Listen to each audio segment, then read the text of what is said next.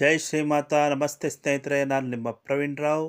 ಇವತ್ತು ಶ್ರೀಮತಿ ಸೌಮ್ಯ ಸನತ್ ರವರು ಬರೆದಿರುವ ಪಿತೃಪಕ್ಷದಲ್ಲಿರುವ ಆಚರಿಸುವ ಮಾತೃವಂದನ ಮಾತೃನವಮಿ ಅಥವಾ ಅವಿವಿಧವ ನವಮಿ ಕಾರ್ಯದ ಬಗ್ಗೆ ತಿಳಿದುಕೊಳ್ಳೋಣ.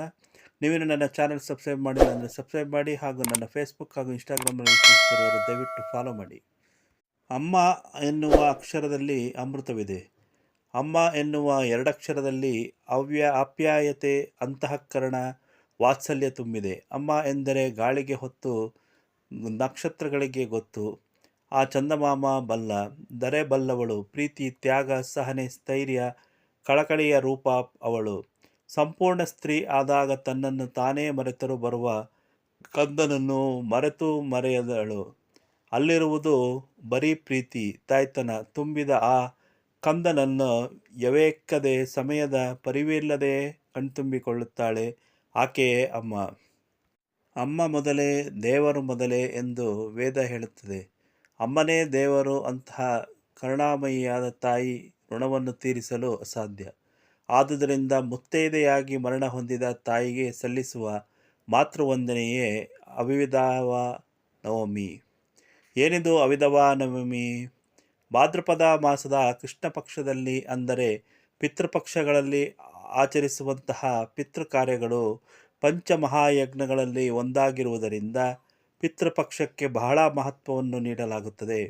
ಪಿತೃಪಕ್ಷದ 9ನೆಯ ದಿನ, ಅಂದರೆ ನವಮಿ ಎಂದು ಮಾಡುವ ಸಂಸ್ಕಾರವೇ ಅವಿಧವ ನವಮಿ ಶ್ರಾದ್ದ. ಇದನ್ನು ಅನ್ವಸ್ತಕ ಶ್ರಾದ್ದ ಎಂದು ಕರೆಯಲಾಗುತ್ತದೆ. ಅವಿಧವ ಎಂದರೆ ವಿಧವೆಯಲ್ಲದವರು, ಸುಮಂಗಲಿ ಎಂದರ್ಥ. ಅವಿಧವ ನವಮಿ ಶ್ರಾದ್ದವನ್ನು ಸುಮಂಗಲಿಯಾಗಿ ಮರಣಿಸಿದ ಸ್ತ್ರೀಗೆ ಮಾಡಲಾಗುತ್ತದೆ.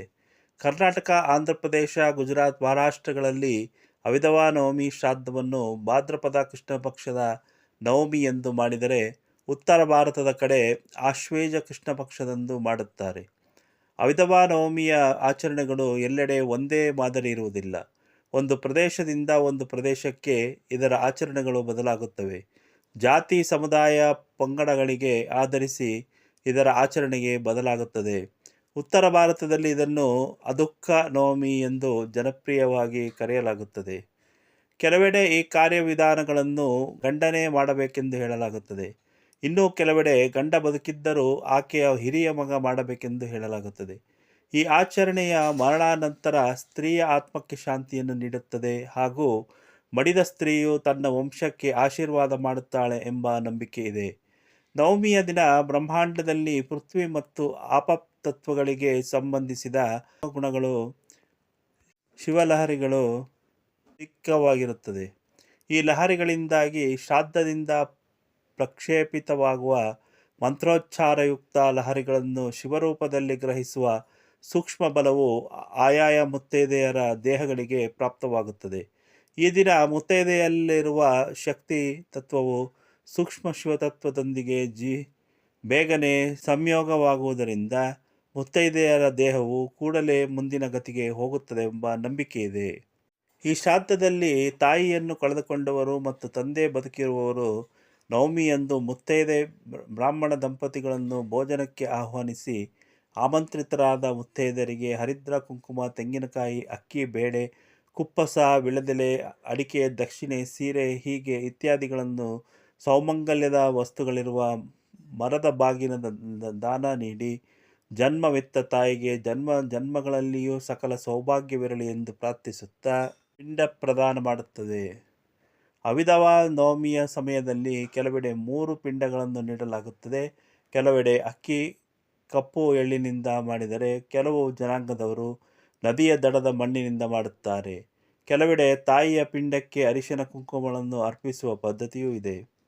ಪಕ್ಷಕ್ಕಿಂತ ಭಿನ್ನವಾಗಿ ಅವಿಧವ ನವಮಿಯನ್ನು ಹಬ್ಬವೆಂದೇ ಪರಿಗಣಿಸಲಾಗುವುದರಿಂದ ಹಬ್ಬದ ಅಡುಗೆ ಎಂದರೆ ಬೇಸನ್ ಲಡ್ಡು, ಜಿಲೇಬಿ, ಹೋಳಿಗೆ, ಶಾವಿಗೆ ಪಾಯಸ, ಮಂಡಿಗೆ ಹಾಗೂ ಬೂಂದಿ ಲಾಡುಗಳು ಮಾಡಲಾಗುತ್ತದೆ. ಒಂದು ವೇಳೆ ಅವಿಧವ ನವಮಿಯ ದಿನ ಶ್ರಾದ್ದ ಕಾರ್ಯವನ್ನು ಮಾಡದೆ ಹೋದಲ್ಲಿ ಮಹಾಲಯ ಅಮಾವಾಸ್ಯೆಯ ದಿನದಂದು ಶಾಸ್ತ್ರಾನುಸಾರ ಮಾಡಬಹುದು ಎನ್ನಲಾಗಿದೆ. ಎಲ್ಲಿ ತಾಯಿಯ ಋಣದ ಪರಿಹಾರ ನೆನೆಸಿ ಪಿಂಡಗಳನ್ನು ಇಟ್ಟು ಅದನ್ನು ನೆನಪಿಸಿಕೊಳ್ಳುತ್ತಿರುವುದನ್ನು ನೋಡುವಾಗ ಕರಳು ಕಿವಿಚಿದಂತಾಗುತ್ತದೆ. ಕಲ್ಲೆದೆಯ ಮನಸ್ಸು ಕೂಡ ಕರಗುತ್ತದೆ. ನಮ್ಮ ತಂದೆ ತಾಯಿಗಳು ನಮ್ಮನ್ನು ನೋಡಿಕೊಂಡಂತೆ ನಾವು ನಮ್ಮ ಮಕ್ಕಳನ್ನು ನೋಡಿಕೊಳ್ಳಲಾಗುವುದಿಲ್ಲವೇನೋ?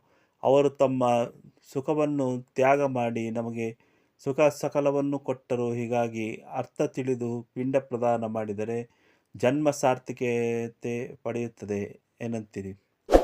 ಇಷ್ಟವಾದರೆ ಲೈಕ್ ಮಾಡಿ, ಕಮೆಂಟ್ ಮಾಡಿ, ಸಾಧ್ಯವಾದಷ್ಟು ಶೇರ್ ಮಾಡಿ. ಧನ್ಯವಾದಗಳು.